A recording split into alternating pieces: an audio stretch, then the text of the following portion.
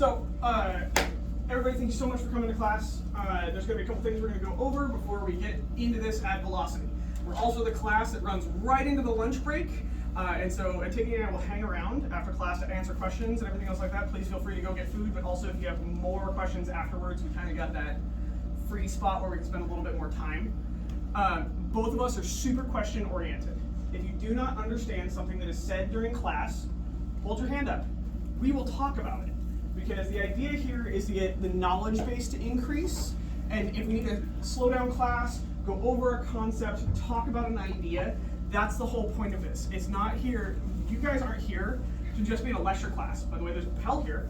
Please note everybody brought their sticks and or wiffle ball bats. We're gonna take action. The other thing that we're gonna do a lot of in this class is ask you questions.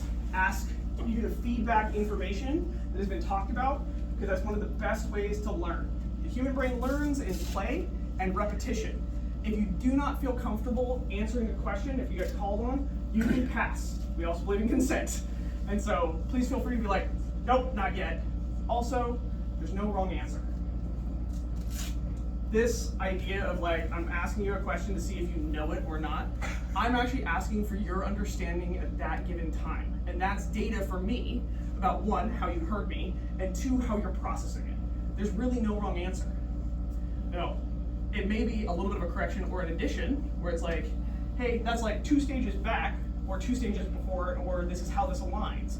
But again, we're not here to like be like, you've got that wrong, or anything else like that. We're actually asking for knowledge and understanding. That way we can all play around with this. So that will happen throughout the class, by the way. Other points of this, the human brain keeps about 15% of information that comes in. This entire place is full of amazing classes. We are all in learning mode. If you come up to either one of us, like 6 months down the road, you're like, so in the class, I remember like one thing and not how it connects to anything. Guaranteed you're gonna put a quarter in us and we're gonna go again. So please feel free to always reapproach, everything else like that, because both of us understand that there's only a little bit that everybody's gonna walk away from, and it may be 45 minutes into this class, it may be 5 minutes into this class. So never feel embarrassed about that, and that's something that all teachers need to start reiterating to their students all the time. Third thing, we're just blanket, like if you do not have, we like consent to touch, because we will make physical corrections. At any point in time, that can be revoked. If you do not feel like being touched by one of the instructors or one of the TAs here, because we have 2 of them right now, 3. If you don't feel comfortable being touched, please say that. That is not a rejection. None of us are gonna get mad. We're here to have you comfortable while you're learning. Everybody cool with that? Sweet. Okay, so introductions. I'm Helga, just moved up here. Yay! I love this kingdom. I was knighted 5 years ago? 6 years ago? Something like that. Right before the pandemic. Hey! Yay! I'm very, very spoiled and I get to travel a lot to teach basically this class. This is Antigone. She is one of my very dear friends. She's out of Antigone. Yes, I got that one right. I always want to put you in a different kingdom. It's okay. I travel so much, it's kind of... Yeah, both of us. What kingdom are you from? We would take you. Ontario is a great kingdom. Ontario is a great kingdom, I'll tell you that. I'll keep that in mind. Sold. I'll keep that in mind. And so, her and I actually sat down a couple years ago and just geeked out on mechanics and really kind of took both of our styles and both of our schools of learning and combined them. And this is what kind of came out of that. There's a lot of other instructors. Her entire household lives and dies off this structure, and I got to spend a week with them, and it was amazing. And so there's some things that where we have a lot of we have some minute differences. Basically, we're the same instructor that focuses on a slightly different area at any given time. Now the caveat. This class is focused on frame weight transfer, biomechanics, and how this affects a smaller fighter. We're going to go over some of the things that affect a smaller fighter when we talk about it. We're going to highlight a lot of those. This mechanic works for any body style. Like, oh God, is it really bad when a big dude learns how to do this, by the way, because it will increase your power. The other thing is, we're also not, there's only one way that's the right way. rotational mechanics is still a valid way of developing power. Being strong is still a valid way of delivering a telling blow. Higher mileage on your joints, but it still gets the job done. And so this is just a form of developing power within our system. And so we're not here to preach this is the one true way. However, we are going to focus on our style. The floor is yours, ma'am. Accurate. Everything she said. All right, so I'm going to go ahead and get us started with that introduction. Thank you so much, Sir Helga. All right, so first things first. We teach this 2 different ways, she and I. I teach from the top down. She teaches from the bottom up. It's just a different approach and a different mentality of how we teach it. There's really no wrong way to teach this one way or the other. However, I will say it's easier to pick one way and not do it in the middle and add things in. We believe in building on concepts, so I'm going to take very simple concepts, basic things, and then we're going to build on it from there. So we'll start off with something very simple, and then add the next layer, the next layer, the next layer, the next layer onto it until we have the full package. Make sense? All right. Any questions about the introduction or anything that's been said so far? Okay. Awesome. Excellent. So starting off with top down is the first thing we're going to learn is we are going to learn how to put our arm and our hand and everything else in the proper position to even start this.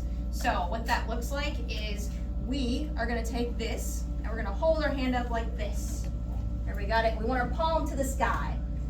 So hopefully you're flexible enough you have a palm to the sky.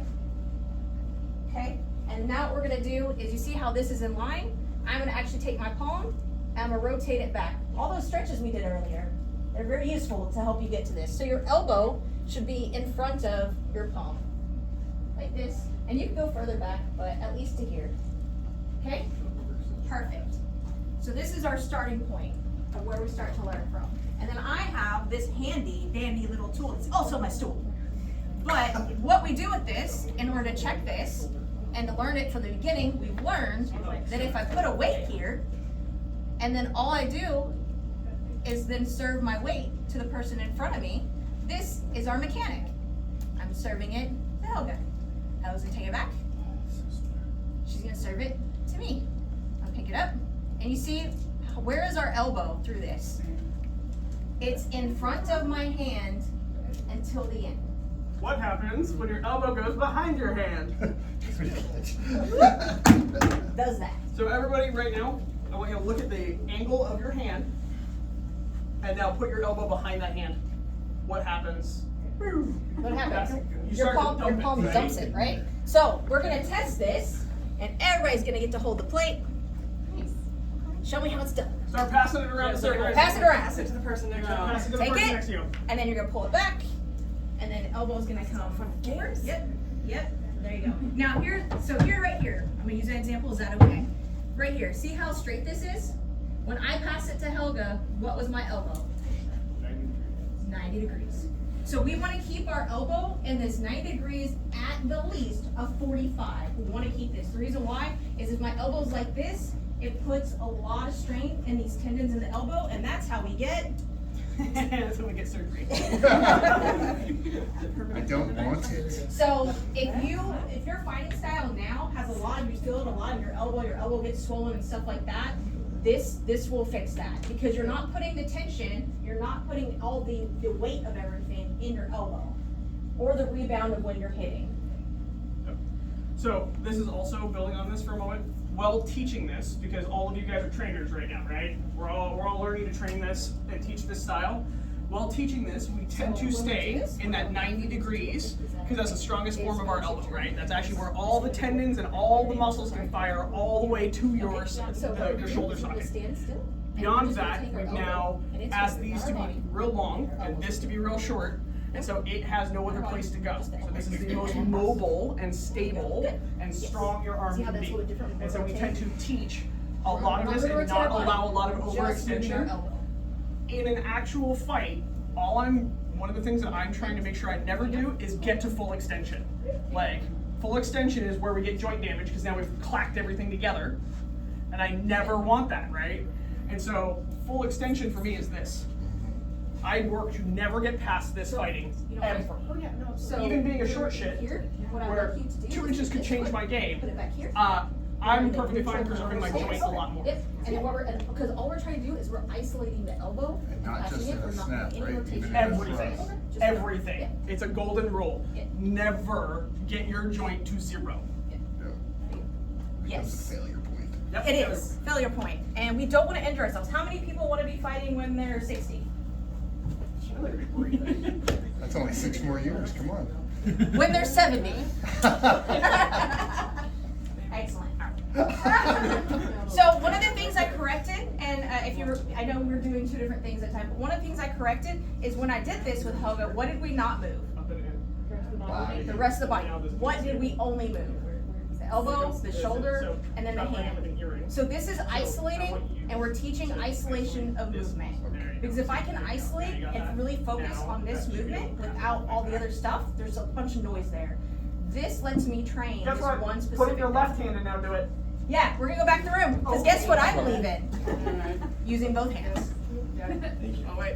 One more. Finish passing. So we're gonna keep talking to while this goes on. One of the other things that Antigone and I really harp on in all the classes is teach lefty the same as righty. So here's the fun part. Your left hand and your brain will learn better mechanics, or your non-dominant hand will Left learn hand. true Oh, I did left hand. Oh, you did left hand. Okay. I haven't done. I'm right. Much, I'm much right. better. Whichever hand you didn't do that. Yeah, whatever you did last time. But your non-dominant hand will actually learn Do me a your favor. mechanics quicker, and then do you that can look at your right hand and be like, Instead of where being, I want you to be in a Yeah, neutral. neutral. Yes, like how I was standing, and we're just isolating this. I'm not moving my body. Basically, it is like It is. My mechanic. No, I totally Make the want body to. quiet. I just want to. Just like, I just want to sit down. so that's how it works. I also think about it bottom up. I don't think about it top down. I'm always, not the feet, all the rest is all. Yeah. Which is, yeah, I spent all of this year in physical therapy, and my next year's goal is like, Their skin is an asshole. All right, so what we're doing is, what's one thing? Hey, everybody. While they're doing this, we're getting one round. What's one thing you have just learned, or one thing that you can feed back to me about this short little section? I was just talking to Rowan about how I realized when you're talking about overextending and that you don't want to do that. I realized that my arm armor does not let me do that, and maybe that's a factor. It's like, is your kit allowing you to do things that are bad and or good? Something else? The extension, not going all the way out, Don't do that. Why? because it zeroes out that, or bottoms out that joint, and leads to overextension, or, extending muscles, or anything. Anything else? So what I should do I've is heard you, I've been in a class where you taught this thing before, and now I know how to use it. What the heck? Is what I've been doing before, and then like, why does this feel wrong and weird? So yeah, that's all. You're totally right. It's easier with the left. Yeah. So my left hand is like, oh, new info. Left hand doesn't have bad habits. I just got taught to fight with my right hand, so yeah, because I suck with both, so. I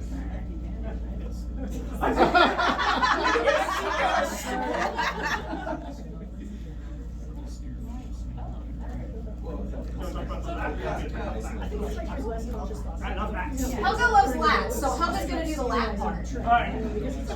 So, So what I want you to do, if you don't mind, from the start, is a neutral stance. Yes, and then I want you to take your elbow, and I want you to slightly. there you go.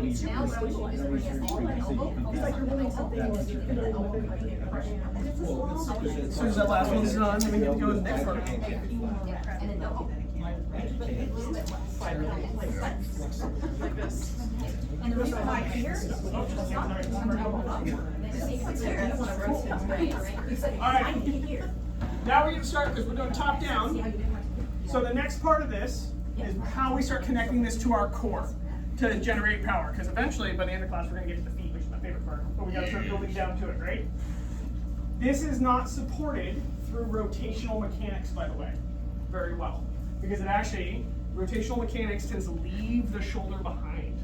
right? So we're turning our body and letting the shoulder follow, which leaves out one very key function of our body, is all the amount of power we have down through our lats and all our back muscles. We have far more muscle activation along our spine and through our shoulder blades than we do through our cute little pecs, which were built to do this, by the way, not this. We used to be four-legged running creatures, and then we got collarbones. So the pec is actually like one of the dumbest muscles in the human body. I have a whole fucking soapbox about that. But what we're gonna do is, how many people know how to activate their lats? Raise your hands if you don't mind. You're stuck with me doing this all the time. Alright, one person. Okay. Two people. Two people. Two people. You're in physical therapy for this. Okay, so there's actually a really easy way to activate your lats, and you're gonna look. Does everybody know what their lat is? Where does everybody know where their lat is? Here, show me, show me. Your little wing muscles right here. So it's this right here. This little thing right here. You're just like The first thing to grow. So one of the easiest ways is by putting your hands together in front of you. Your shoulder blades are going to go back and in your pocket. So if you notice, don't wear them like earrings, in pockets. By the way, we get taught, this is going to be a cute little ramble for a moment. Most of us get taught posture by drag our shoulders back, right? Well, we're all fucking short, which means we learn to mimic the taller people, so we drag our shoulders up. So think about when you're trying to get in a good posture, you're going to push the shoulder blades back together and then relax them into your pockets. Now here, and all I'm going to do is not with my chest, so it shouldn't try to collapse in. With my lats, so my hand should almost try to be pushing out. I'm going to push my hands together. And it should feel like your armpits just got bigger. Oh, that feels great.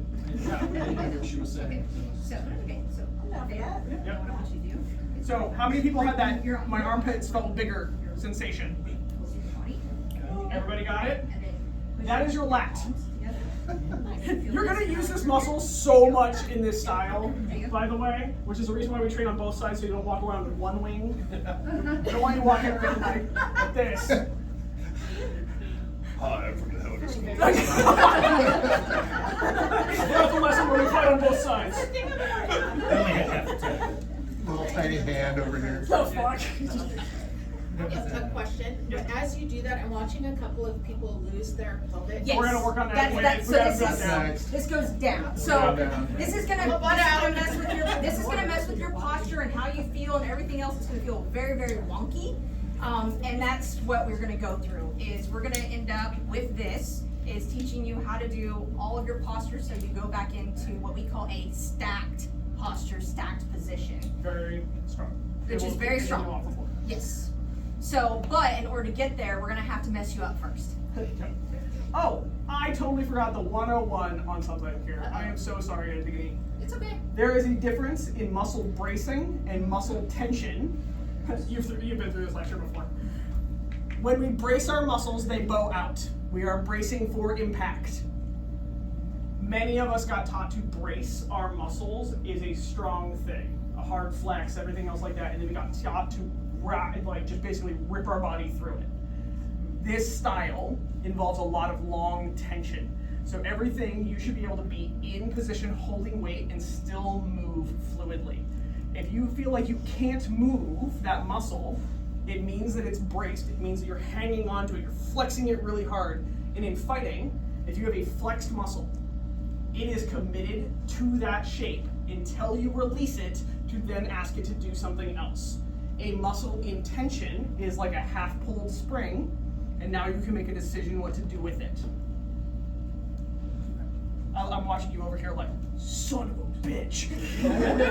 That's our whole goal, is to make you squeeze, so we can hit you. Yeah, and that is that upper end stuff, like when Octa and I are fighting, and everything else like that, it's not go time until one of us is clinched. And it is a damn game. I'm gonna talk about so we're gonna do this from a neutral position, as I've corrected all of you, and the reason why is because from this neutral position we're isolating, right? So if you try to add rotation to this, here's what is going to happen. So with if I'm rotating from here and forward, my hand is I'm not good at doing the rotation. Use So rotation. So well, no, I'm showing a difference, I think here. So if I'm here, then where are my hips and my body aligned if I'm doing rotation in my hand? They're all going into my opponent, if you're my opponent, right? But if I'm here and I'm fighting this way from a neutral position and I do this, but I add rotation, where am I pointed at then? Over here. Are you my opponent? No. Where's the apex of the power at the ending of a shot? Like, where's my power at? Right? It's going to be over there. So that's the reason why doing this with rotation doesn't quite mix very well. So you're going to have to pick which one works for you best and then go with that school. We have found usually the smaller the fighter is, the more this kind of allows you to have more power. But it's not necessarily wrong. Kind of just depends on what you want to do. But that's the reason why we're going to correct all your rotation and kind of make you fight from be in a more neutral stance. Yeah. I know if your opponent is to your left and you rotate towards the left, isn't your power to the left then there? But why would I be here if I want to fight you? I'm gonna line up on you, right?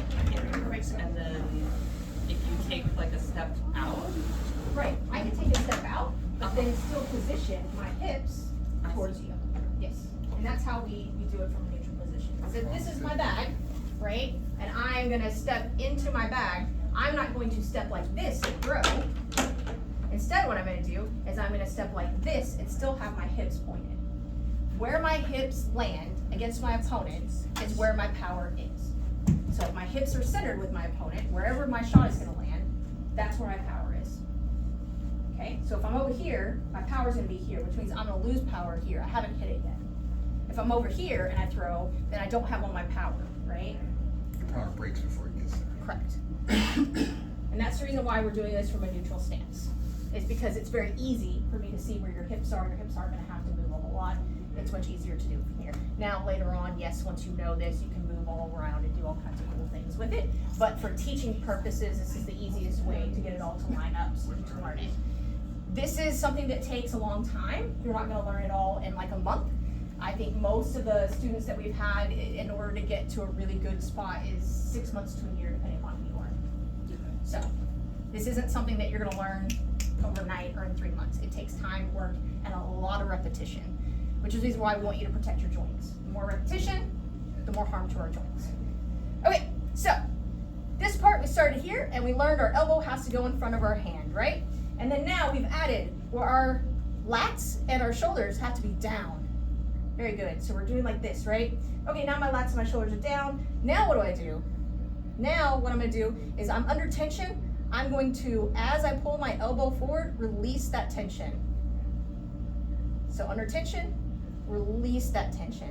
And if you have them here and I just release that tension in my shoulders, where do your elbows go? Just naturally. Put your elbows on, and then release. Where do your elbows go? There you go. Forward. Right? Forward and down. Forward and down a little bit, right? That's Okay. the reason why you use the lat to keep that elbow up. Yes. So that's why, exactly. We're using our lat, and then, so our shoulder releases, our lat's gonna kind of take over to drive it forward, and then stay on the same plane. And the way to see this very quickly is if you're dropping, is to put your arm here in a plane, parallel, and then across. So easy way to self-check.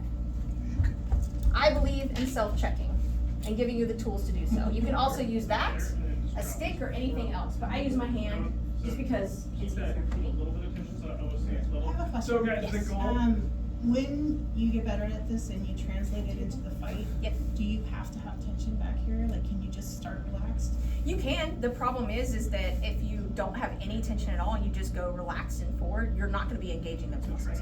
Are you engaging the muscle? That's my question.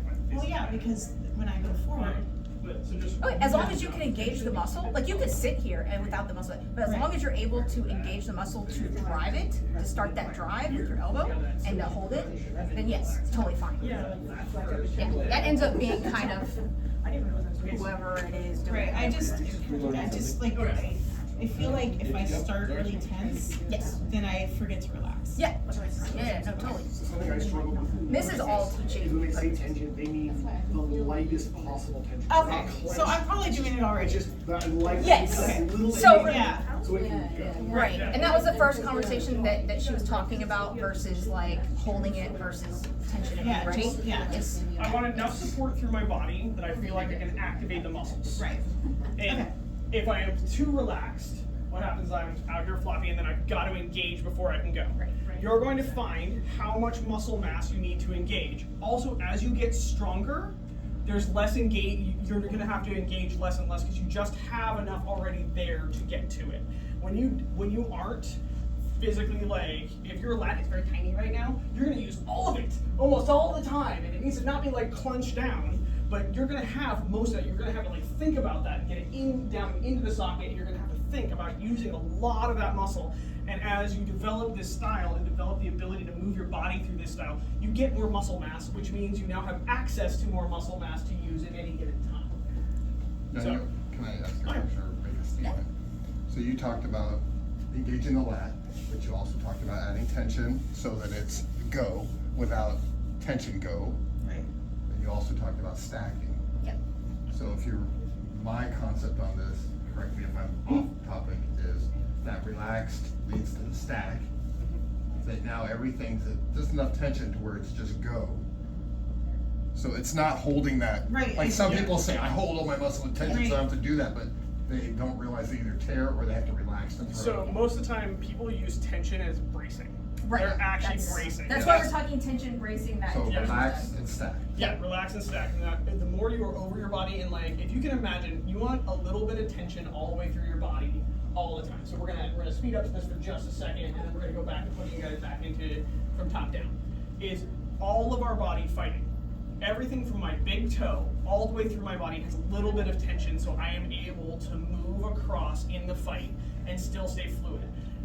As soon as one part is more tension than the other, what ends up happening is that's the stop point, because that's the biggest muscle mass that I either need to let go or get active. And so in this style, you end up learning how to hold tension, even through like the arch of your foot, and it's a little 5% through your entire body, because then you have go time. So real quick, since we're talking about tension and go time and the way we stand and stacked, the interesting thing about this style is that almost everybody who is really good at this style looks very fast. They are immediately allowed to be able to throw from any position very quickly. There's no buildup. It's hard to read. So, I mean, those of you who have fought people from my household, it's incredible to watch. And all of you will be like, you're so fast, you're so athletic. They are slow as shit. What they have done is they have perfected economy of motion.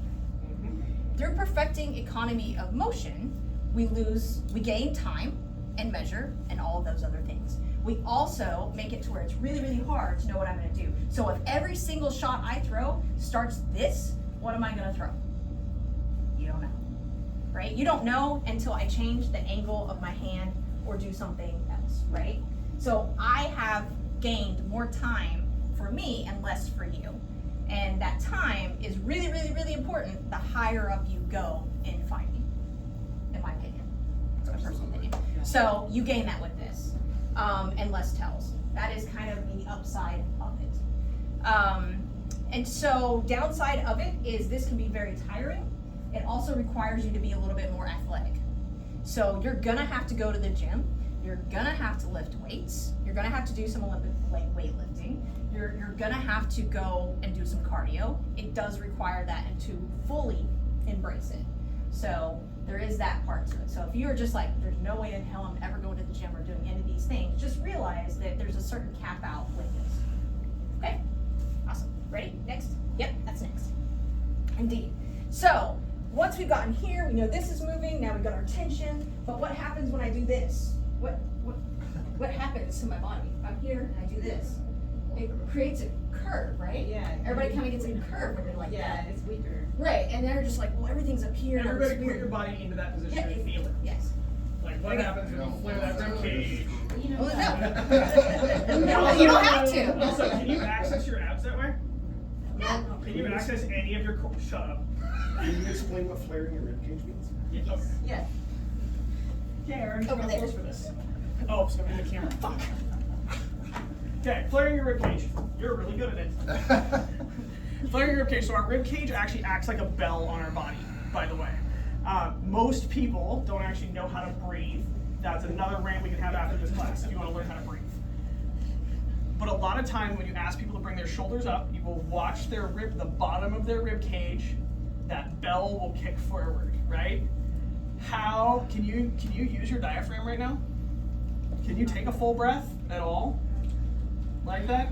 So this is a belled rib cage, where that rib cage flares forward. It actually takes away a lot of access to your power. It also causes a lot of lower back pressure and pain in that. And so when we get our abs in line with this, the first thing you see, a lot of people, they get that back, they flare that rib cage.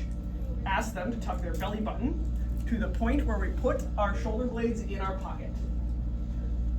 And that rib cage, a lot of the time, not with your hips. Now your hips go whoop. That's different. Yeah, we're not rotating our hips. Those That's hips in next. place. You're gonna draw that belly button back up to where we put our shoulder blades. From here, from the side. And what it's gonna do is it's actually gonna neutralize and bring our entire core into neutral, where we can now access all the muscle along our spine, There you go. Yep. and we can engage our abs. Yep. Back. I feel like I'm standing a lot straighter. You are. So this. Helga, Yep. you know what a good tell is for that? Belly button. If you stand like this with your hands to your side, your thumbs Yeah, are your thumbs are forward. When you relax, your palms go back. Yep. Yeah, sorry. Go ahead. Anybody struggling with this real quick and need their hands, my hands on body? You actually made a really good correction. Yes. Your rib cage felt really nice. I had to think about it, and then I was like, oh yeah, that feels better. So if you do decide, if you do get good at this or understand it or want to take it home with you and want to teach it, ask people, if somebody doesn't know how their body works at all, you're going to have to help them really break that down and get them to feel their muscles and know their muscles. It'll take a little bit longer. Don't assume everybody knows how to use their stomach muscles or their lats or anything else. Make sure you kind of cover that. This is really validated about my workout routine right now. Oh yeah? But like, I've been working those muscles. What is these bodies?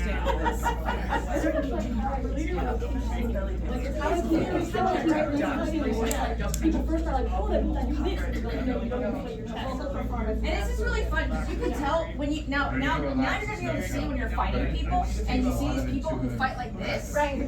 Or they fight like this, or they do this thing. You're gonna be like, ew, why? But you'll know immediately what muscles they have here. So if I'm like this, and I'm back here, you know just by looking at me from this that I am off balance. But you know I'm under like bracing. I'm bracing, and I'm ready to fight, right? If I'm like this, you know that like, oh, well, they're forward, they're here, they're not gonna be able to move as well, they're so far forward. Or the only way they're gonna be able to go is that way. So you start learning some of that by learning your own body. So just relax it just a little bit. It's okay. I assume we're about to get to this, about talking about the still doing that. You're even very if used to it. I feel like when you walk. Yes, so next is hips. Next is great. Yeah. Next is hips. Like, that's where I want to go. I'm like, You have a lot of tension in your body. Next is hips. Only anxiety, right? Yeah, this is gonna. Okay, I'm gonna move on to hips. Go ahead. All right. Sorry, I was over here No, you're fine. fixing chest. All right, so as I said, this is a building class, which means I'm here, right? I'm here tension, and now I've taken my belly button, and I've done this, and that corrects from here up, right? You're gonna be the best However, at this. almost every single human has some sort of pelvic tilt, unless you've done like a whole lot of physical therapy or know a whole lot about your body, like some of us. But everybody has some sort of pelvic tilt. So people's pelvic tilt are either interior or posterior. So that means you're either rolled forward or you're rolled out like this. Out is the little duck butt some people have, That's what right? I'm definitely full. In like this is people who are like that, right? And so they're more cocked back like this and kind of walk sort of forward. So this way, that way. This is very extreme. I'm showing you on my leg, but this is very extreme. Now, some people have just a little bit. You need to figure out which one you have and why you have it. Posterior. Yeah. Or It's very- sorry, you're anterior. It, so if they are curved in a C like this, it's this way. If they're curved in a C like this, it's that way. Very easy visually to see how people. And yourself, look in the mirror. So when We you're actually starting- have a mirror here. Everybody We do. come out and look. You can look See at if you can yourselves. answer where your pelvis sits. Yep. Figure it out. And then If you it's don't gonna, know. and then it's gonna be question time. Okay, so from a stacked position, how we're gonna do this is I have here, I've done this, I've done here, I'm here, and now a lot of times my pelvis tilts this way. And the reason why is because, well, I had a baby, and when I had a baby, I ended up going this way, and then I overcorrected this way, and then I tightened I did all this work on my back, but nothing on my core. So my core is all messed up, because my back is pulling it this way, which means that I have to do what? Core work to pull it here. It's a whole mess, right? For me. So if I'm here, now what I'm gonna do, since I'm this way, is I'm gonna take my pelvis and I'm just gonna tilt it slightly so that I am in line. So I looked like this, I'm gonna tilt it slightly so that I'm in line. So that if I took a rod and I put it straight through my head, yes, I know that's a murder movie, whatever, but if I put it straight through my head and down through my body, it would come out between my legs perfectly, right? We use that same metaphor in tango dancing, by the Oh, way. It's the exact, what do we call it, a string? Imagine there's a string, right? Yeah, it's the same thing. I do yoga. Yeah, so string, rod, whatever it is. I want to be with my spine and my body perfectly aligned here. And that is my shoulders still under tension, my core is ready, and through here my hips are ready. And then of course, I don't want to rotate. I'm going to be in my neutral stance, however that is. And that's how we're going to be, right? So this is hips up. So we're going to go around, correct everybody, make sure everybody's good. And Helga has something she wants to say. Why is hip tilt, or why does hip tilt affect your fight? What comes out of hip tilt? What comes out of a posterior hip tilt and an anterior hip tilt? How does that affect you? Yes. Let's ask the class. That's Balance. Yes. Okay. What else? Yep. Actually huge. Directional movement's a big one on this. It effectively takes all the muscles that you can engage using your legs and it's the largest muscles in your body, and it will help you aim and properly direct that power. If your hips are out of whack, then everything else above your hips is just, your aim is off. Yep. Anybody else? Tilt creates tension, tension bleeds force. It opens you up to injury to have to be off because then your whole body, you're compensating for your posture. You'll also wear yourself out more. Is there, if you are neutral, so neutral's best, right? But we're never gonna be always neutral in a fight. So what is, if you are gonna put them in order, which is best, which is medium, which is worst? Because there actually is an order to this. Can I throw out that Yeah. maybe, neutral's best, this is, forward is So least that worst, back is the worst. Yes. Now, but you're moving from shoulder to hip. It's different than just pelvic tilting and just leaving the rest of it neutral. So it still actually falls into the same category. Actually, that forward tilt removes more muscle activation and typically gets people on their heels. If you're very, very balanced, Yeah, tilting forward, absolutely. yeah, that tilting forward puts you on your heels, right? Nobody wants to fight on their heels. So this is an automatic, I'm falling out of the fight. So this ends up being the worst position, and one of the things that we should actually correct our fighters out of the quickest on this. A little bit of tilt backwards is actually not terrible. It's how you can correct people forward and onto their toes. They're and still on their the feet. toes, yeah. Yeah. So like basically what we call affectionately shitting bear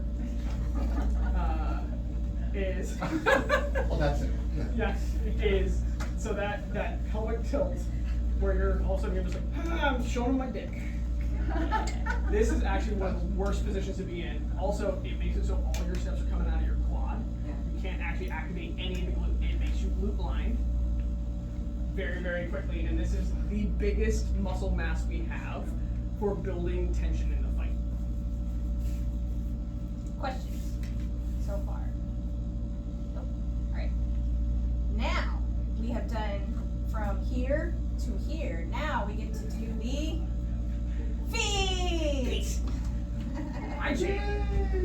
Okay. So this is where we're going to go over the entire thing and why we do this. So this power ends up being, so rotational power, we're going to go back to talking about all forms that we can, right? So rotational power, a lot of us were taught, we lock our core and then we try to get this shoulder to that knee, right? Through. This power is C-shaped through your body, so it's a longer tension, and the feet play a huge part in that. And this is where Akka and I geek the fuck out. Is my feet, so we start everybody in a neutral stance, because what it does is it teaches you how to stack first. What is a neutral stance? Neutral stance is like, so everybody just like, I want you to like kind of throw everything, well, I kind of, throw everything out the window for a moment, and I want you to hop. Where do your feet land? That's right about your neutral stance, by the way. And if you notice, my feet, okay, and this is also, we're gonna get rid of a myth real quick. This is gonna be, so we're myth busting number 1 right now. Everybody's feet should be the width of their shoulders. Wrong. your feet width dictates how much you can move your body across. And so my feet width, and this is so practiced that when I jump into a neutral stance, my feet tend to fall just a little outside of my shoulders. 22 inches. That's fine. Yeah. Trust me, I geek out hard. You measured?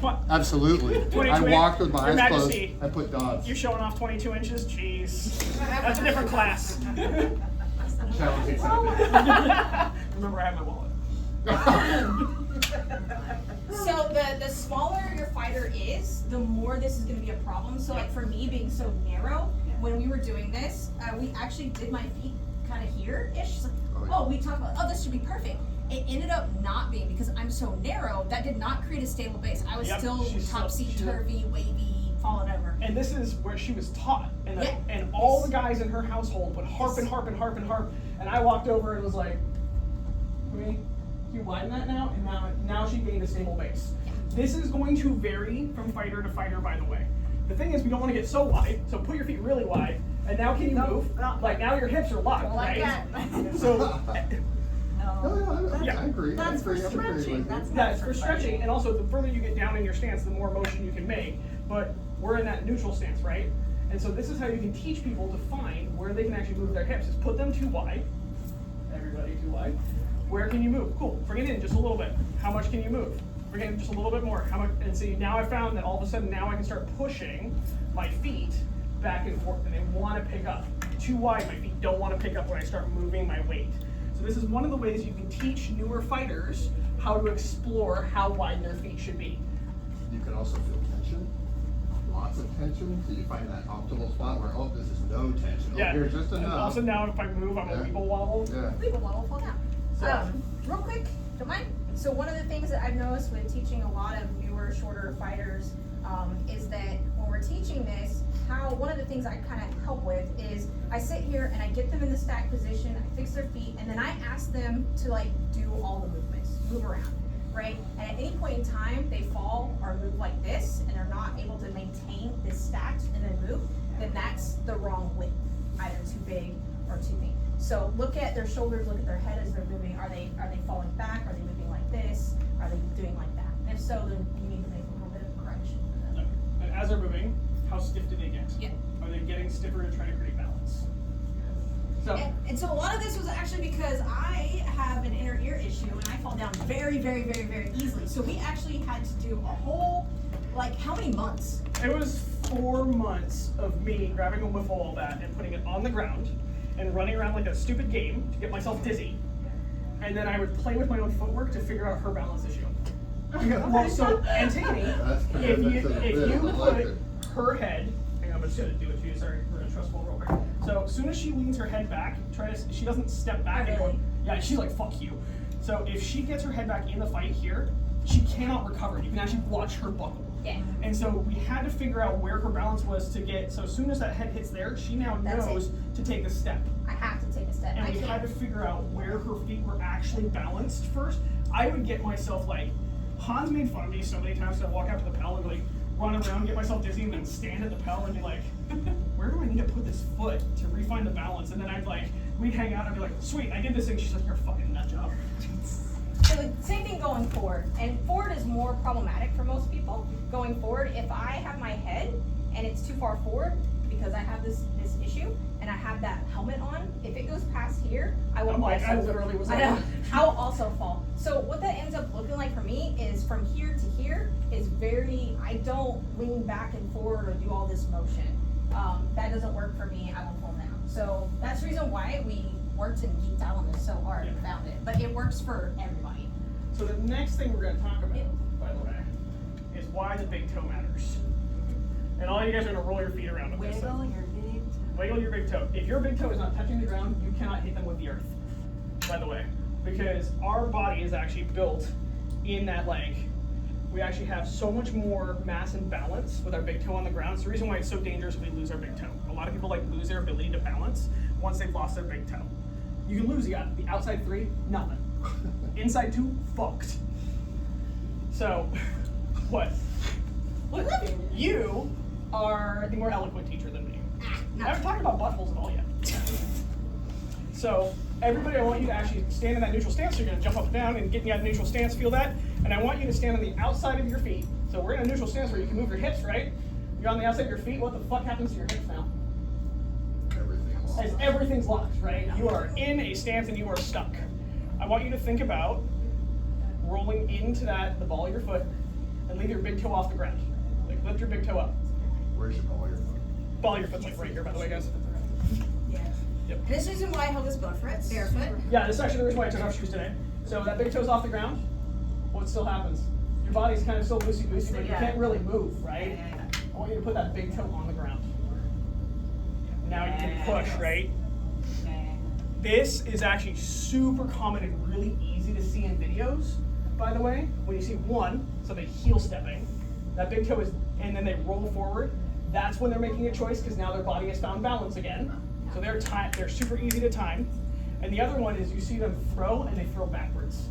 That big toe is not grounded at all. They can't actually, so what ends up happening is they basically throw their body backwards because they have not engaged anything to keep them steady. If your big toe is off the ground, almost everything that you activate is on the back side of your legs. And so everything you do is going to push you backwards. Somebody want to try that on the pedal real quick? Sure. Throwing with your toe. Yeah. Throw your toe up. Throw with my toe up? Alright. Okay, here I am. Rest it. Go into a neutral stance. Yeah, please. There you go. It's not great. Uno momento, if you don't mind. Yeah, please. So I want you to take this, with your heels, you're like this with your pie. Yeah. I want you to rotate this. Okay. She says I'm obsessive about feet. Yeah. I'm obsessed too. I make First people thing. do What you're gonna squats. do is Can't do a squat, you're not gonna rotate. rotate. I just want you to do just Big toe up. I'm doing it wrong right now. Yeah, you're going to do it wrong first. wrong first. Okay. Go ahead and hit it. Whatever. Yeah, put your big toe down. Anybody else want to try real quick? This is a field, so this is a field class. Because this is also something that you guys are going to get to feel what it does to your body differently just by changing a little bit here. Step back, Richard. Don't get hit in the Somebody ear. take it in the face. Anybody gets hit in the head, it's okay. So bring your toes up. Yeah, I know, it's so dumb, right? Also, hopefully not hit the ceiling. Whatever, you're fine. I've already done it. Tortuous fault. Okay. Now, put those toes down. Yeah. Do you feel the tension difference? And you can see how much less you actually moved? Yeah. It wasn't that big, like, ah. Ours was less, like, wonky. So our feet being on the ground allows us to take a good stack and bring it all the way to the ending point of your hand. As soon as your big toe is off the ground, you have like disconnected yourself. This is the reason why footwork matters so much in a fight and why balance matters so much in a fight. And it's going to affect your hip set, it's going to affect your shoulders, your core, everything. And so one of the things that I teach people is actually how to walk backwards. We don't walk backwards on our heels, right? Like, I've never seen anybody really walk backwards on their heels. Just try to step, just everybody come forward real quick. And walk backwards real quick. And feel what the difference is when you try to walk backwards on your heels. Yeah, try to do it on your heels. Try to do it on your heels. Oh no, it hurts the knees. Yeah. Why the fuck would you walk forward like that? Just because you can. That heel step. Now I'm chasing my feet. I'm chasing my base. If I think about that neutral foot land, so I'm landing on the ball of the foot and I can push off that big toe. Now I can actually push and walk.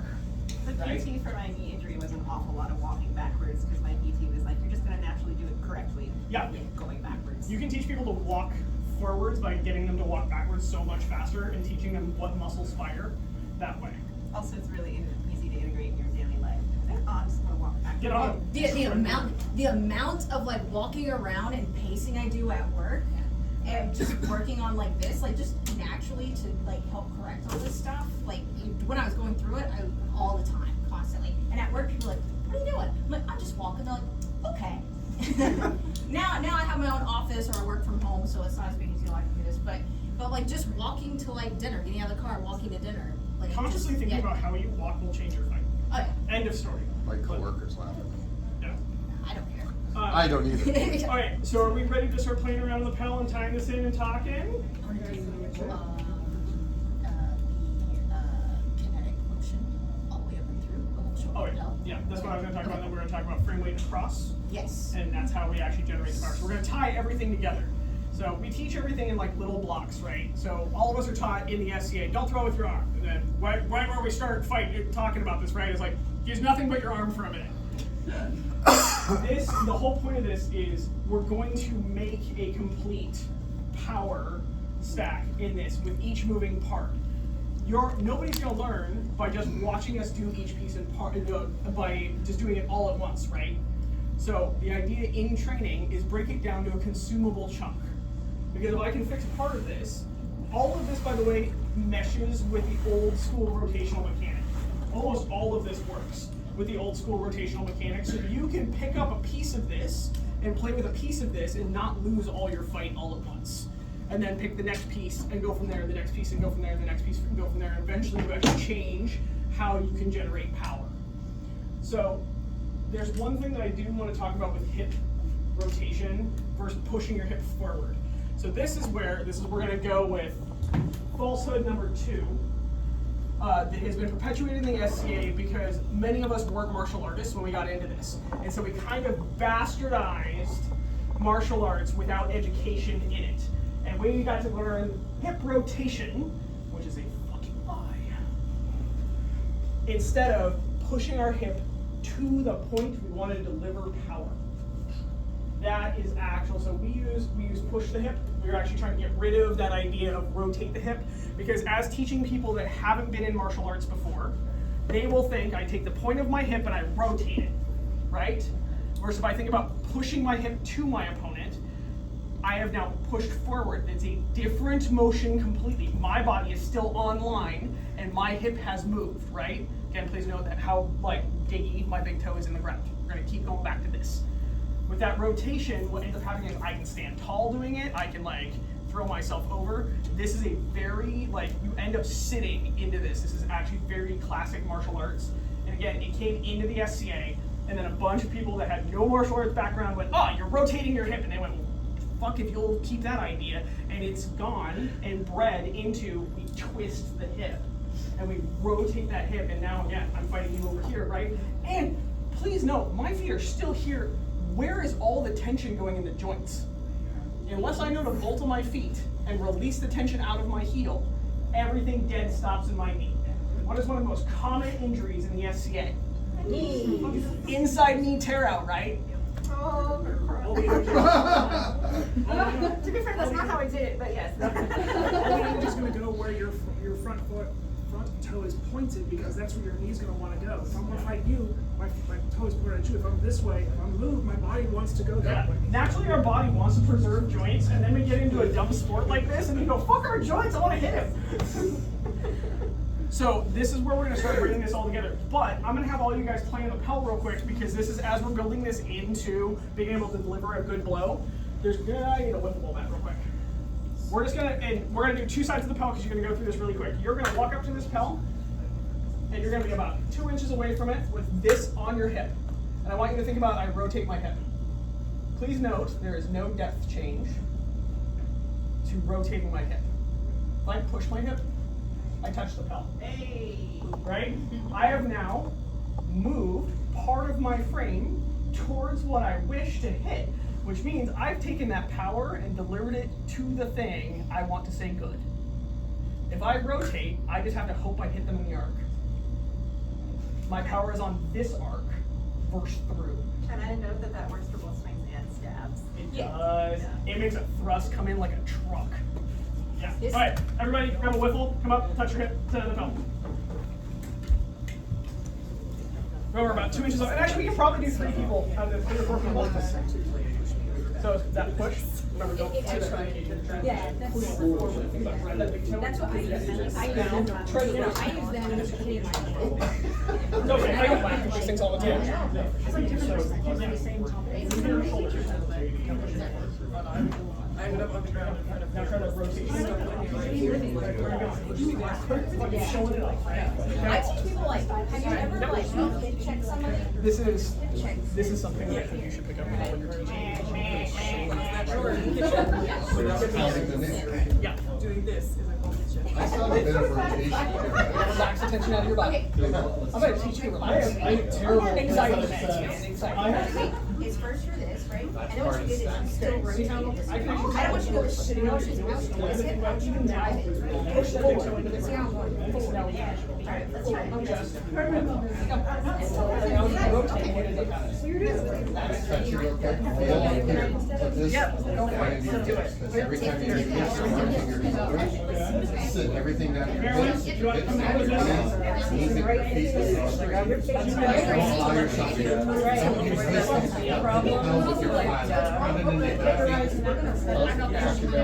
There you go. And just relax. See how you still want to rotate? Okay. So just think about punching your nails with your hips at 2 inch punch.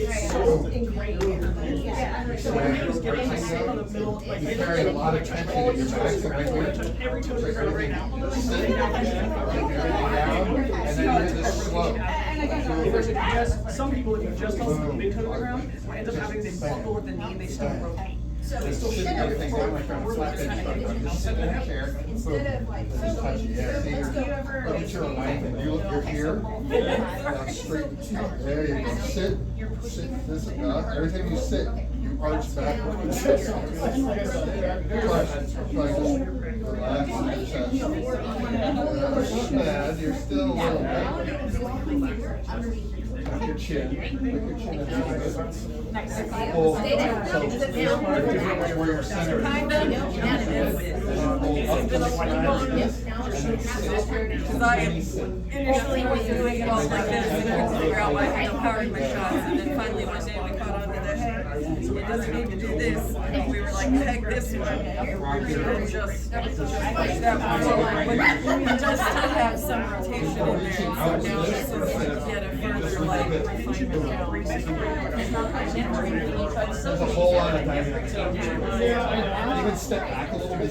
Doing it with the neutral stance is honestly the weirdest part. I'm used to the one forward where I'm far more ingrained to just like sink. But it still has some roots because that is what Oh, and so it's hard to break Stay on the inside of your feet. All you need is a void right behind you. Push that in and then tuck it out. And you have your void and it teaches you to stack. Does it feel like you can still see it? I'm taking my weight, my leg, and I'm using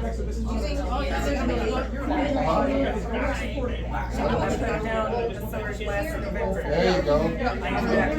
I see you adjusting again. That is kind of all I can do. Even this guy,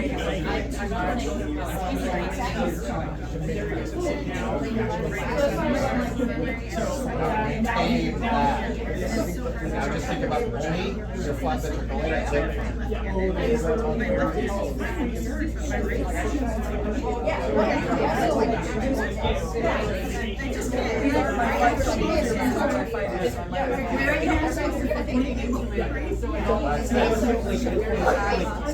It's really, you can only, I mean, practice this for years. Step back a little bit so you don't feel any tension. Just touch it. You're better, but you're still tilted over. Sorry,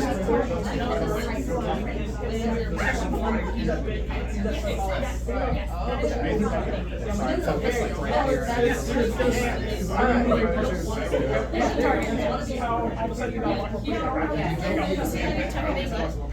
Relax. Alright, has everybody gotten a moment to play? If you have not played with this, rotate in. Maintaining the relaxation throughout the thing. Okay, okay? So we're going to show you, so what I'm about to hit the pedal with, see how you're lifting your heel, by the way? It's literally just sink onto it. Great, yeah, it's all about sinking. Yeah, it's all frame weight transfer. So frame weight, we're going to geek out on the frame weight. Are you ready for me to geek on this? Yeah, frame weight's next. I was kind of working it with you. This is what we're doing. Okay, so I'm going to move this to where we can both, we're all going to get to hit this, by the way. So, rotation, right? We're going to compare and contrast, because again, two valid forms of generating power, they just deliver differently. Rotation, here, all I'm doing is I'm taking force and I'm turning it into an arc. How you slap the fuck out of somebody like that. Better? Yeah. I have aggressively avoided the camera. So that rotational mechanic, again, we're still going to talk about this, is that hip goes in an arc, and I push that hip around. Still, even with that arm, and this will deliver a flat snap just fine with a telling blow. I don't like it because as a smaller fighter, I have to rotate so much to get a telling blow that I am now fighting 2 opponents over. Frame weight transfer. Again, we're going on that neutral stance. I have a slightly wider stance on this. All I'm going to do is take this same amount of body weight, which is about 187 pounds, and I'm just going to move it across. Because this will still generate enough force. Down to 100 pounds of human, you can deliver a telling blow with this, and I am still facing my opponent. And this is where, and why I like this style better for a smaller fighter, is because now I'm still in the fight, right?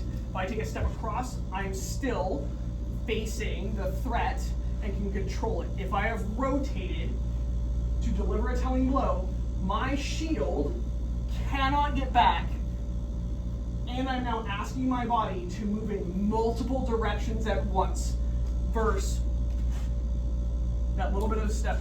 And the reason why I'm showing this step in here, and this is going to add, this adds a complication level, right? That adds the thought process of the brain needs to go pick up foot, set it down. It gets down to, I can move my frame enough that this is a good blow now. That takes a lot of learning how to control the right tension, so we are going to practice this with a step so we can get a good blow, and then you just make that step smaller and smaller, or you use the step. Again, we see this a lot in those high-end fighters. They can throw a blow just by taking that step, and also now they've changed the range and line of the fight, but that is not this class. That's another class. That is another class. 2 more layers up. So, let me just go real quick. So, old school rotation, right? Gonna come up to my palm, get my distance. Good blow. I would like to know where that blow landed, right? Okay, it's middle there. Frame weight transfer. Same sound, right? Yeah. Much less motion. Also, much more body activation. I'm not asking my joints to bear the burden of motion because I have just taken all my joints with me. This is also going to be myth number 3 we're busting. The female elbow needs to cross the body for a shot to deliver. This falls into small fighter bullshit. Okay? All they were trying to do is say that you had to move a longer distance because physics matters. So, again, with that rotation, they were teaching that big swing to get through, and the thing is that people were having to swing harder, so their arm had to travel further. Also, this comes in from the old school hammer grip versus a long grip. In a long grip, I can dead stand here and hit this all day long. If I hammer grip, I have to move my elbow across my body. That's where all of this came from. It's not a build difference. It's literally a size difference in how you can grip your sword. And if you feel like you have to hammer grip it, which is fucking terrible, we're gonna fix that. Or you feel like you can long grip your stick. If you can long grip your stick, your elbow does not have to pass in front of your body to deliver a telling blow. Your hand doesn't even have to. Yeah, my hand sticks out. Like, all day long. Like, where does the grip happen in that? Where does the squeeze happen? Almost not at all, by the way. With me. So I tend to grip my stick. We're gonna go down a rabbit hole real quick on this. Is I tend to grip the backside of my stick. This is the reason why I fight with a trigger, not a lanyard. Is because then I have a little bit of hand feel to where my stick is. So the grip in my shot comes right as the last little portion. It's literally all I'm doing is I'm collecting the stick into my palm. That's yeah, right. I'm collecting the stick into the base of my palm to get the last little bit of snap in the tip of that. Again, physics wins, right? We're doing a telling blow. We're not taking somebody's head off. We're delivering a telling blow. It just has to be enough. That's our alarm. No, I'm trying to specify that. Oh, you got it? So we've got 10 minutes. Do you guys want us to keep going for a little bit longer? Can I ask one more question about your frame weight transfer step? Yep. Can you point out the importance of the left foot toe or the stepping foot toe? Oh, where you land? Well, as a lot of people, I watch it on videos all the time. Oh, yes, thank you very much. So, everybody on this one, there is a point to this. I am not stepping away from my opponent. Because again, what have I done with my hips? I pretended that I'm going back old school, right? My hips are no longer pointed to the center of my opponent right outside of their weapon. I am actually stepping with my foot still facing where I want my power to deliver to. This allows my hip that free motion. If I step with it forward, what happens to my hip motion? Everybody take a step. Try stepping sideways and step sideways with that neutral forward foot, and then point your toe away and see what happens. Now try and turn your hip. Yeah, right? Also, my knee goes, fuck you. Okay. And you can only go one way. So now we're going to start playing with this, and this is going to be, so there's going to be two people, or there's going to be one person aside, so there's only either side of this, we're totally going to clip this top. So we're going to start playing with this, and this is very hands-on. Again, we're going to run until you guys are bored. But everybody get in 2 lines. My TAs are absolutely going to be a part of this because we're going to be playing with people as they come up to the pedal to try to fix where that elbow is. So this is going to be that like this is where we start touching a lot. Is I want everybody to try to practice perfect, which means that elbow is at 90, your shoulder is back and in the socket. You can feel your lat engaged. You got a good core and a neutral stance. We are doing this in a neutral stance. How often do we fight here? Really A range and a little bit of B transition, but we're fighting an AB transition on this pedal right now, and that's where it matters. And the thing that I want everybody to practice is that good core, and then we're gonna step, and that step happens first, and then the hand goes, okay? And it can be as slow as you need it to be by beautiful TAs. Slow people down that are struggling. Ask people to do this slow in each piece and part. Name it out as it goes, because then everybody can get better at it all at once.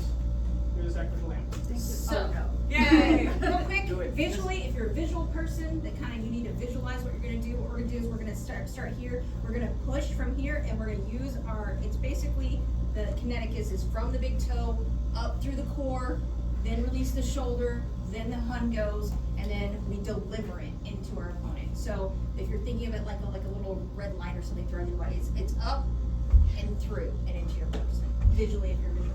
Yep. Right there. This is where I'm actually going to get under people too, by the way, because that elbow has to go first, right? Right side. Your elbow a lot. Thank you. We're running out of time. Oh, sorry.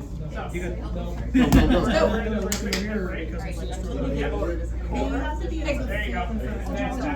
First things first, make sure you're in the right part of the pelvis where you need to be,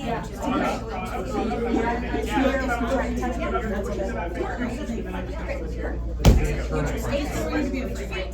Perfect. Go ahead, get the stance you want to be. You want to take this elbow, remember how you go to the belt. Up here, and response, I don't know if that forces you to engage. Especially those of us that have this elbow, pull this in front of our top, right? So it's up. So what I'm going to do is what I'm going to take my step and deliver. So ideally, my hand will be in the same position, whichever way you want to go. It's easier to do it this way, but so from here, I'm going to step, and this should land at the same time, right? So I'm going to report it ideally. Right? Right? Get yourself fixed. Put your hip. There you go. You're a little bit like this. So yeah. So we're going to take this and we're going to rotate it. Okay, with your forward, right? And then stand here. Right? So we're going to do is from here, we're going to stack to here. Hip. No, it's fine. I'm going to there because now I'm pushing it, right? Reset. Slow. By slow, I mean like as slow as I can. So here rotate out and slow. We'll rotate as many times as you guys want. It's okay. I'm gonna get all that. This way. Think about, let's just not worry about the hammer. That's why you gotta be like, Yeah, you kind of have to do it all one piece at a time. Your step is you're lifting your foot and your body, I want and you you're doing a to not transfer do step. this. I want you to Just think about Here? Captain Evermore. When you're Just stepping, this one, very the little, arms very are little. going to the past. You're not looking inside. Yeah, just But you step. want here, Step is step. step.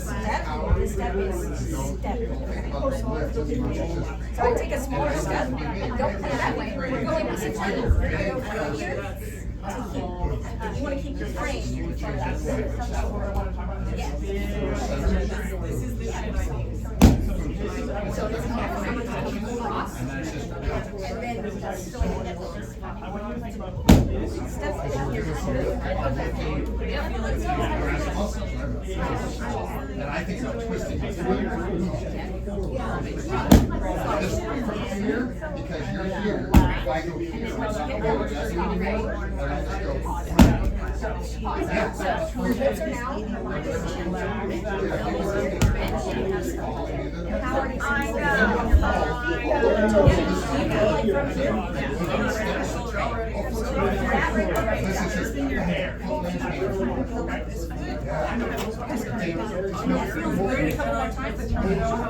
All by myself.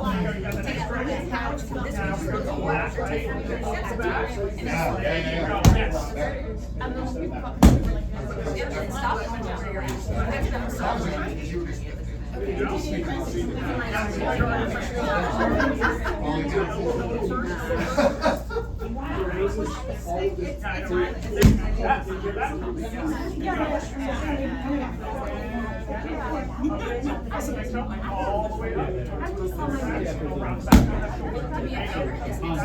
A lot of people are taking these steps instead of just fall. And it's creeping me out in my regular body as well. Yes. So use this foot to release the tension in the other foot. This whole class needs my internal class first. Learn how to calm, relax, center and stand. I love that. I love what you're doing. Yeah, there you go. There you go. You got that. Nice. What are you doing? There you go. Am I in the way?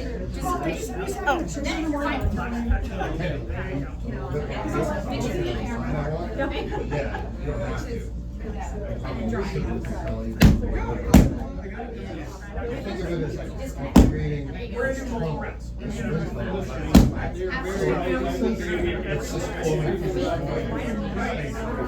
Step into your middle, everybody.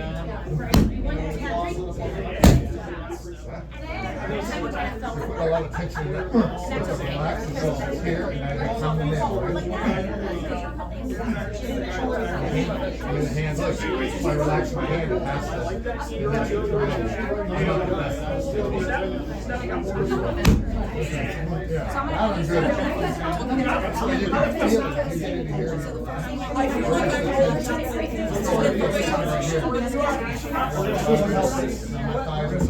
I feel like I'm going past it, but I feel like to hold stuff in there, I am reaching and like touching what we're not supposed to do, so I'm trying to find it and then let it go without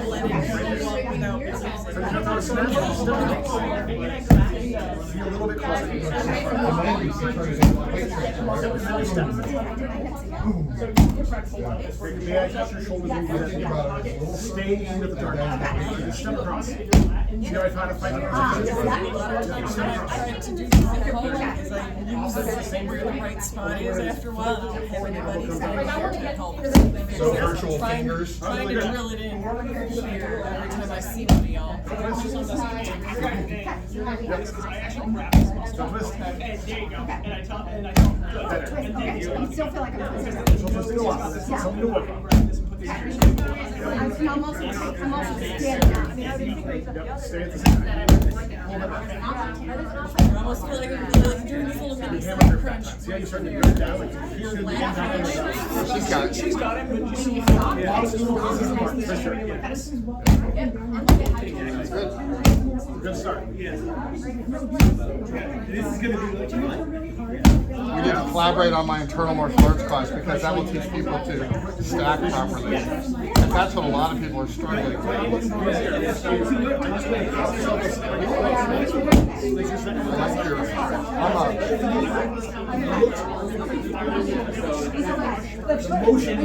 But I also teach top down because I teach fall and then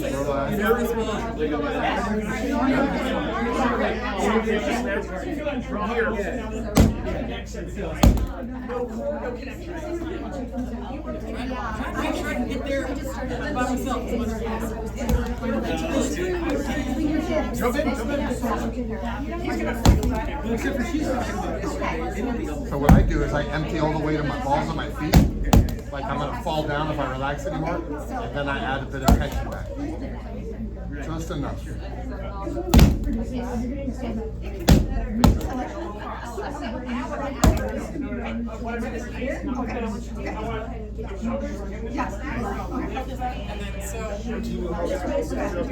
Having grown up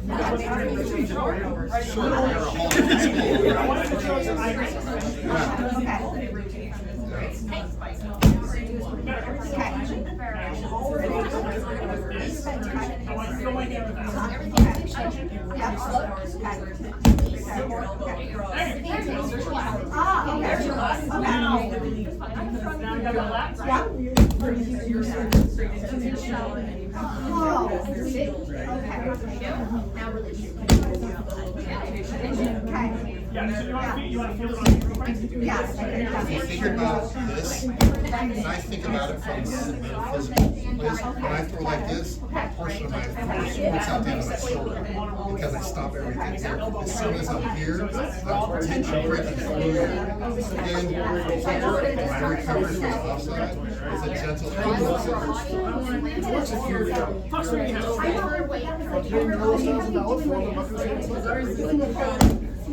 also, so I would throw to here, or even better, is the quick transfer, right? So here I'm blocked. I'm going to throw the same right? So, and I'm doing it wrong.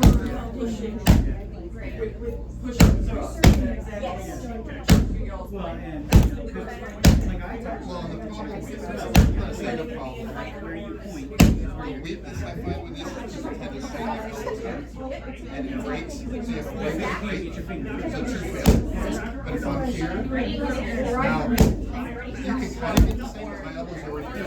You see, it becomes a very small motion, right? Yeah. Which makes it hard to predict.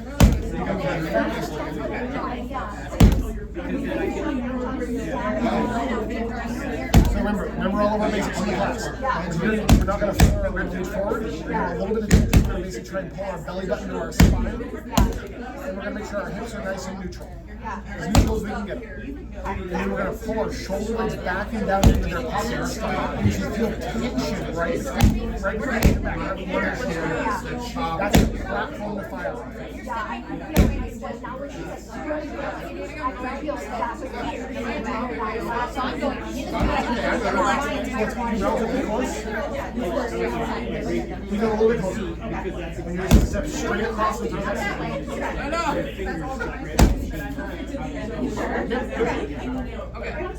Because you're in a different. That's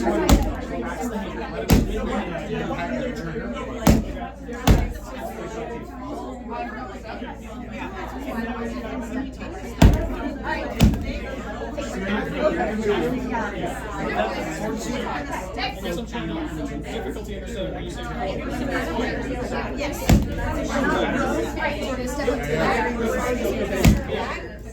That's probably good.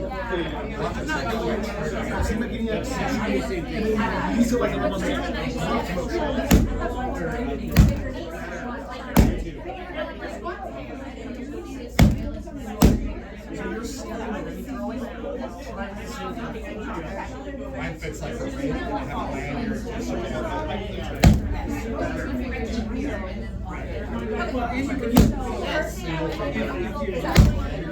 blocks and then the sword. That's why we reverse it. This is what my hand looks like. Here's the sword. This grip. There's my chest. I'll come out here.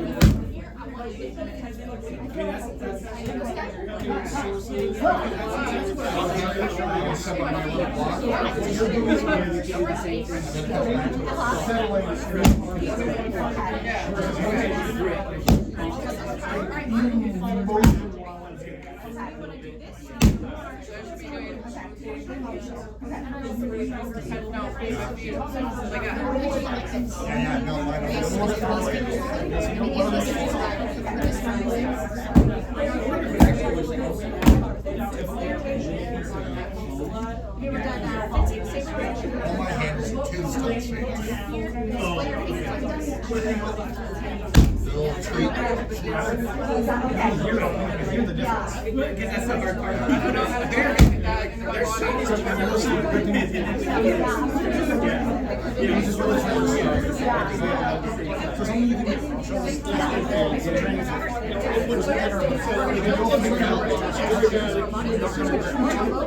but I can't use it. It's gonna be a little intense. On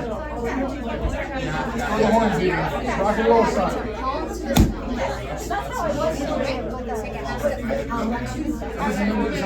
Throw the horn. And see what that does.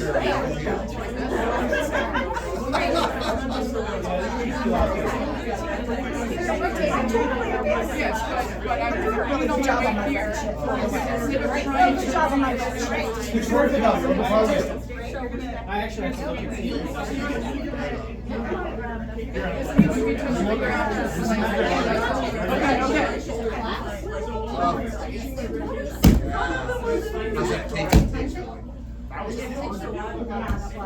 See how that little bit of release? Yeah, I love my candy too.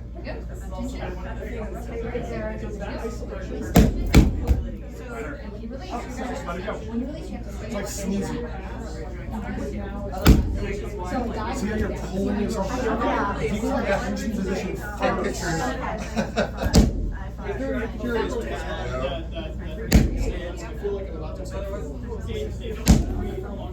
Yeah, right? That's the spot. See how your shoulders are. I forgot that was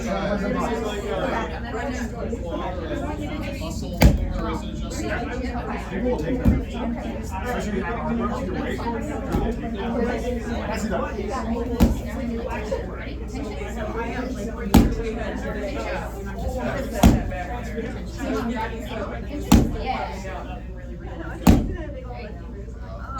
Now what I want to do. Feel how it feels there.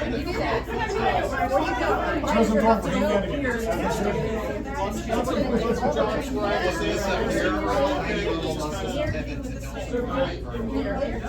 Here, we've got the entire structure. Because you can from here,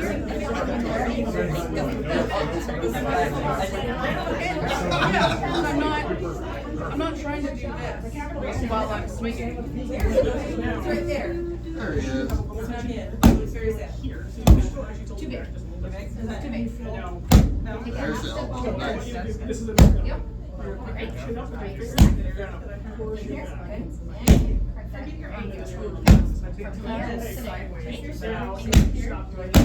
So yeah, you're reaching, you're reaching. Notice your final arm position. It's okay. May I show final full form. So maximum power is really everything at 90 degrees. This is 90, this is 90, and this is 90. This is one of the hardest hitting positions. So try and practice it at 90. In a real fight, you'll break it to 45. But if we're practicing it perfect, it's going to be 90. Somewhere I can Not up here. And even yourself. That's why that saber grip, you cannot hammer grip the right angle. You must saber grip. It's funny, this grip that I've been trying to figure out what you guys do, I'm like, wait a minute, that's just how I fight.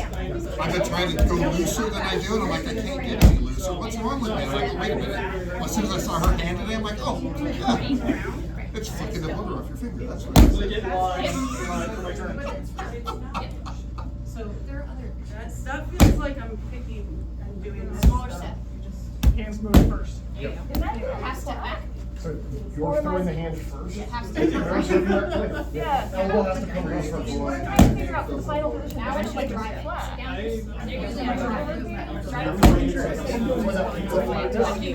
Ends up being back in proper position. Okay, that's how I get. I was just trying to figure out the wrist thing. And hit the elbow first and make the hand go. It'll feel like a weird little kick. Yeah. It's not going to be like swing the sword. It's going to be elbow then hand. Yeah. Essentially what I'm doing, here's pushing everything, my entire body is throwing myself in. Catch So literally, Yeah. your hand is in front of you. Tension. You throw underneath. Just the guy push that elbow under, and the sword comes in. I'm trying to push that as you can.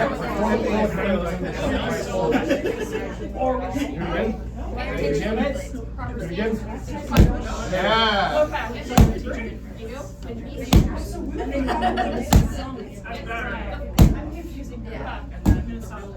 Yeah. That's a different feel. And because it's how you get power without doing the elastic. Everything comes to here. So the sword is not gone yet. It's still back. Versus if the sword starts rotating here, by the time we hit push it, swinging on impact. Because we take this rotation and then it's rotating in its hand at the very end. See how that little hand rotation happens at the end? If you grip, it's not rotating. It's rotating this long one. Now what we want to do is we want to bend our knee, and instead of being tall and catching ourselves in this, we want to bend our knees and catch ourselves. That was great on that last one. See how it's starting to pivot in your right at the end? That's great. That's really good. Right, and now that I feel more natural.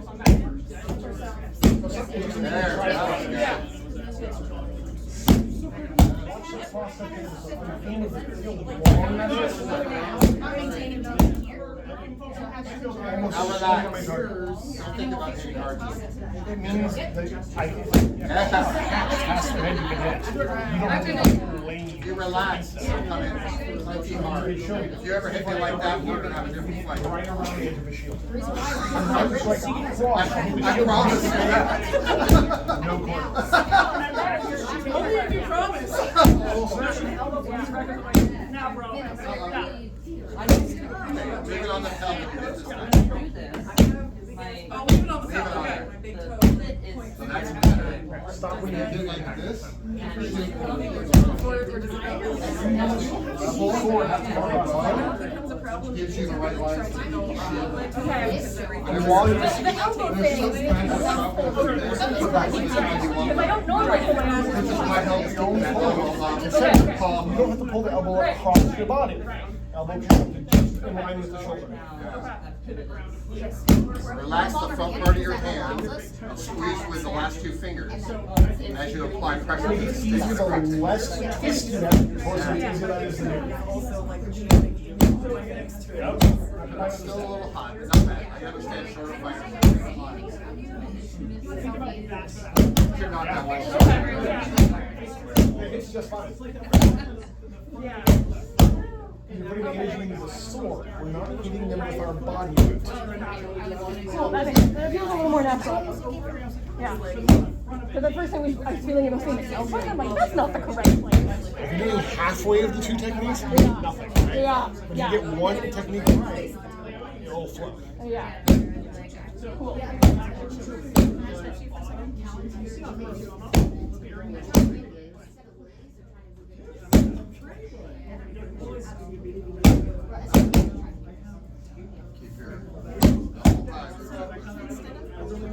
Keep your power more relaxed. It's really useful for something.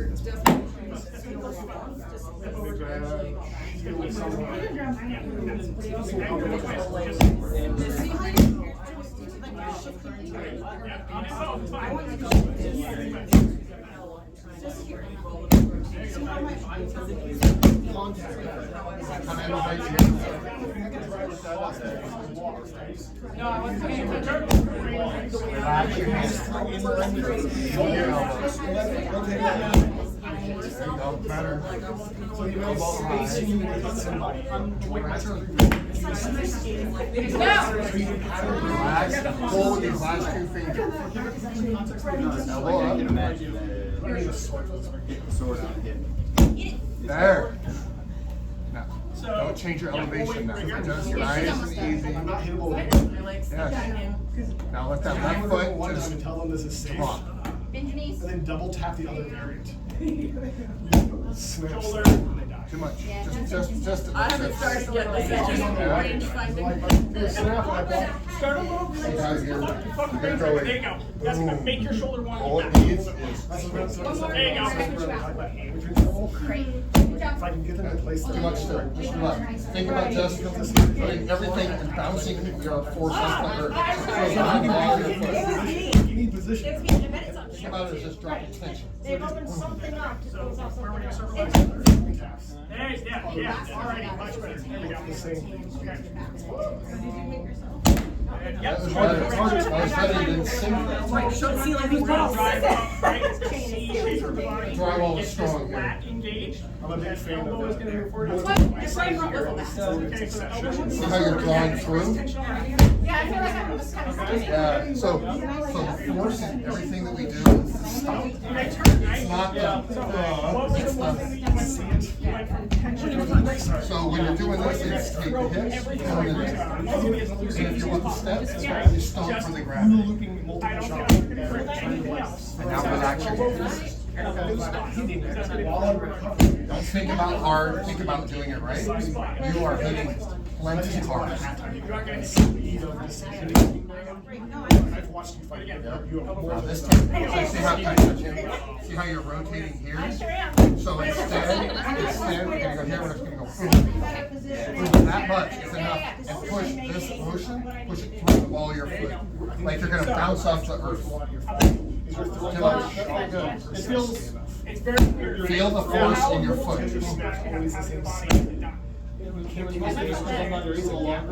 Mostly just trying to figure out rather than Just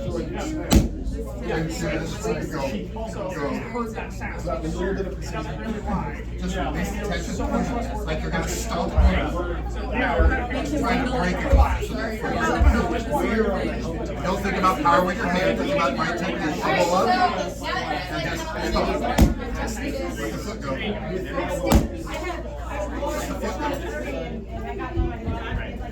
Relax, calm, and just stomp your foot. You don't have to change elevation.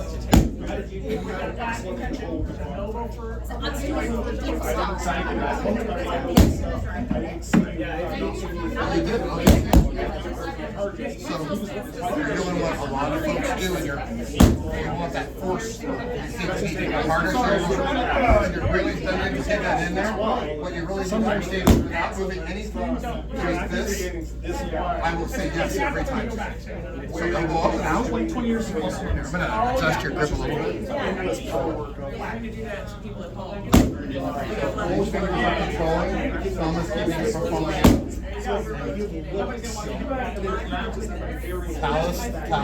Boom. Is that work with this? Go ahead and step back just a bang back. Now all I want you to do is I want you to drag your elbow and relax your knee. Don't change elevation. That's plenty more. Now, from here, just boom. Just step. Don't even think about squatting. Just think about stepping. Just change elevation for the step. Point your toe at the toe. Boom. Elbow up. Fall back. Still changing elevation. You're doing great. Just think about, even if you have to go slow and not change elevation. It's very breathing. Breathe with the elbow. Oh, right, yeah. And I've already Yeah, exactly. And now, so now do that. Okay, so now instead of rotation, we're going to be here, and I want you to hold it here and just step. Don't move the sword. Don't move the sword. Just don't even slide your hips. Just stop.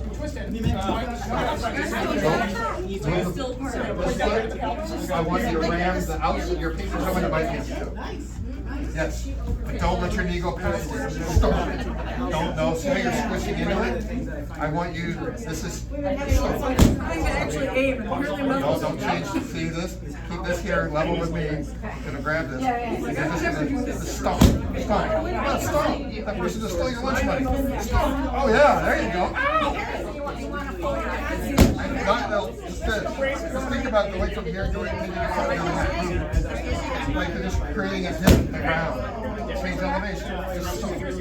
And stop from here to your ball your toes. And now throw elbow up, hand patch, hold the ball, and sword lance. Yes! Sword lance, foot lance. Change elevation. Little step.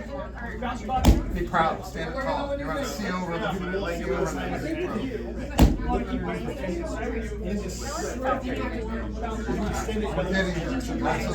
Elbow up. Relax your hand. Serve the soup. Stop the foot. Yeah. Think about it this way. You step and squish, you're adding softness. I want to bounce my power off the earth and out through the tip of my sword. So this is my gravity. This is mine. This is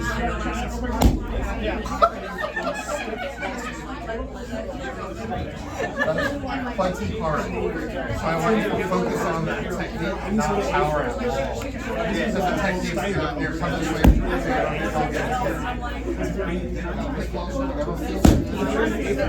Elbow up.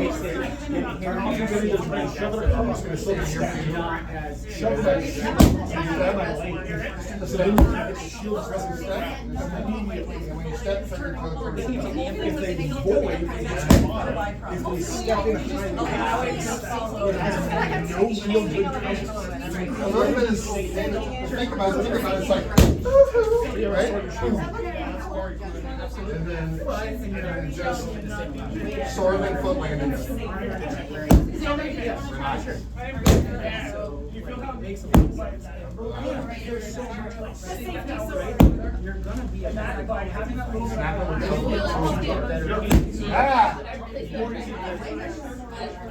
That's not what it's like. It's too low. Hand up.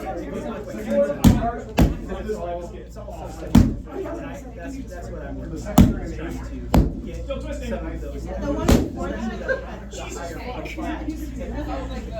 are the Midway Kingdom of Twisters. I didn't realize until I watched your hand.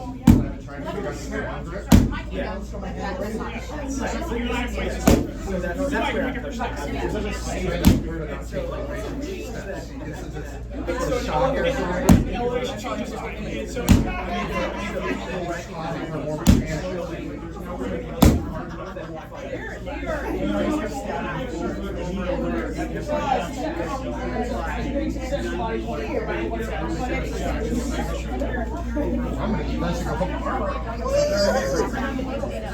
I'm ready to go. You should fight a little bit. That's one of the things I'm really trying to I don't get it. I'll hear it. That's really bad on my name. He was creating it. But I will Disabled bots. that was really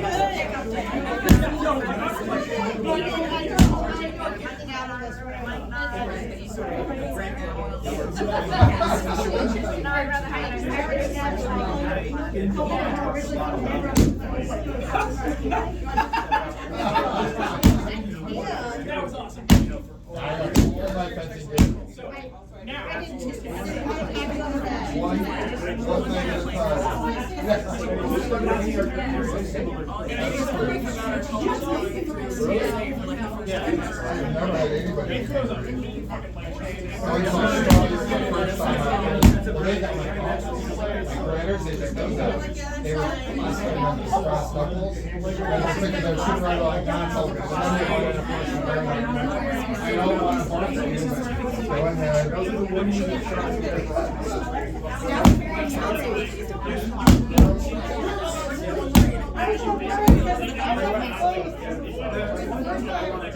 we not travel like on an airplane just and yes, TSA and it was going through the thing. I watched the guy have to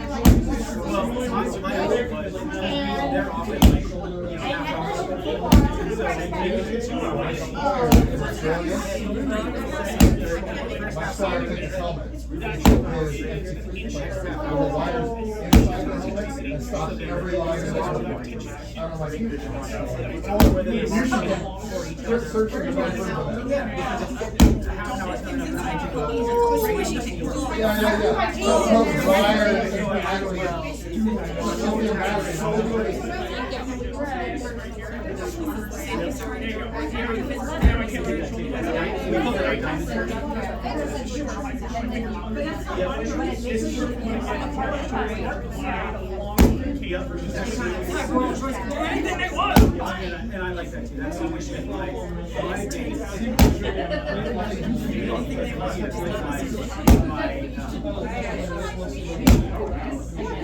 So this will actually help you like so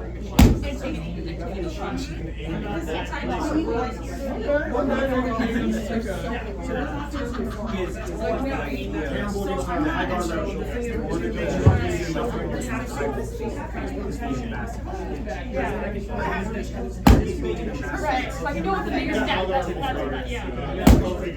Both cars still just This is all. There's a lot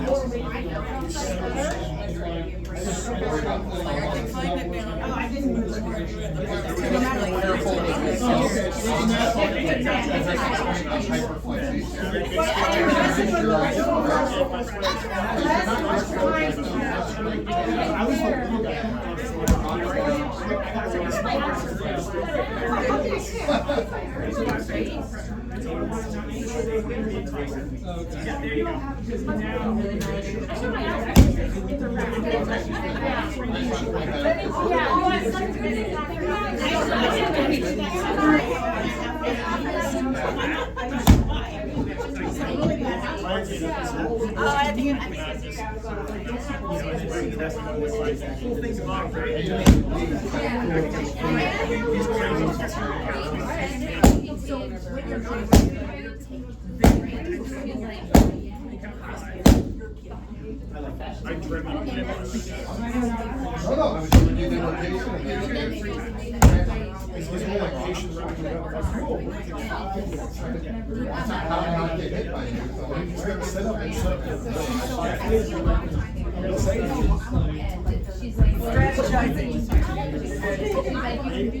I'm attempting left arm now.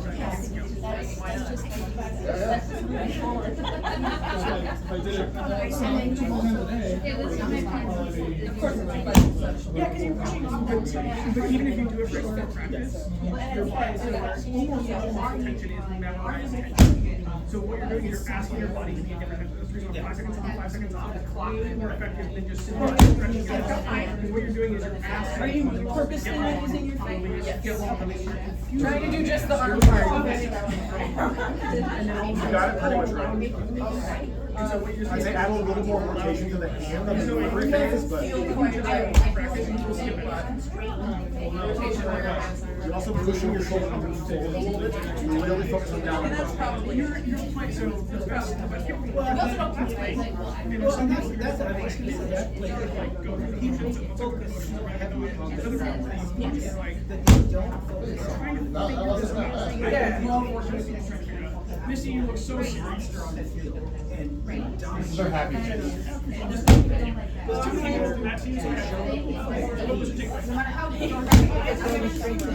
when you're rotating, it's causing your shoulders to extend out right. So that's where they see that stretch that Hans used to do. It's getting that shoulder blades in top. And when I talk about T-Rexing, we're actually fighting. And your hands end up being T-Rexing.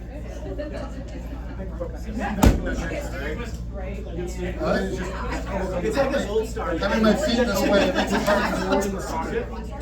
she'd be delivering the elbow back, the shoulder all the way back. It was so counterintuitive. It was like years ago. Again, this is the left arm. This is the one that doesn't know what it's doing. So,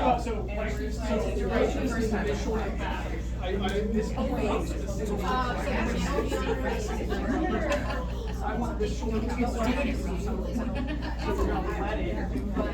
When I touch your shoulder for up to the really easy on balance. So just go and do it again with all the that finger right there.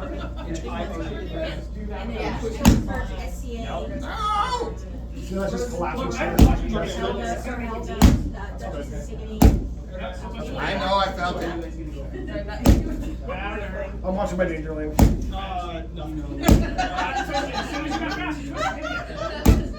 I'm trying to stop from twisting. So, get up here. Just hand. Do it right hand. oh yeah. Yep, there you go. That's even better. Who you are, Okay. whatever, blah, blah, blah. And I'll send it to you. Nope, so If you have any questions, I really like your perspective. So, your right shoulder has better flexibility than your left shoulder.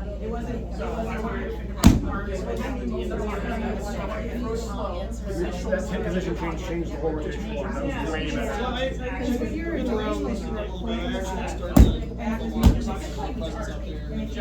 We're not doing mechanical. It's gonna actually have some rotation as well. There you go, let the joints do the work. Yeah. There you go. Now. These days. Yes, actually. It's real good for you, yeah. That was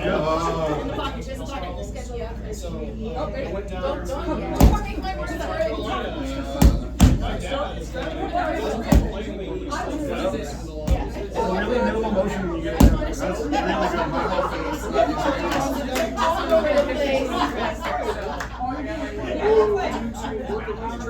Cancel, and the worst, not the worst part, but the one for me. Hand whip first. That was you started hand motion on the sword and then drove a little behind it. Next training drill. I'm gonna hold. Keep going. I'm going to hold onto the back of your sword and I'm going to throw the pressure. It's one of these times I'm going to let go. I'm right and right the elbow under. Yep. See how you get the pull angle on the sword. Elbow rotates. That's okay. So, you're so used to trying to. That I want you to That's a good cue. So let go of the sword and go and throw with that elbow motion first. Yes. See how that had that good rotation to the hand? Much better. So, now take a step Like back. your shoulders. But using all of it right takes some practice. We spent about 12 hours with the Hogan backyard one day. Like, elbow first. Did this wrong. Did that wrong. That is okay. Now take a step. I would say the biggest thing to do is You're frustrated. And then this year, Shoulder is I lost my ring. Are you ready? No, I'm just trying to like balance it out. I'm getting sore, so I'm like, I should try this one. I'm feeling it here in this one, which seems like not very. Nope, still attached. There you go, better. I know, it's fucking weird, right?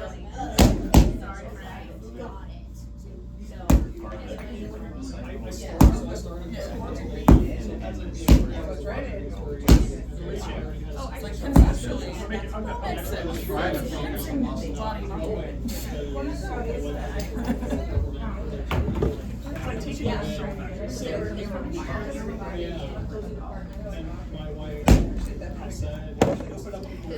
It's like all of my time.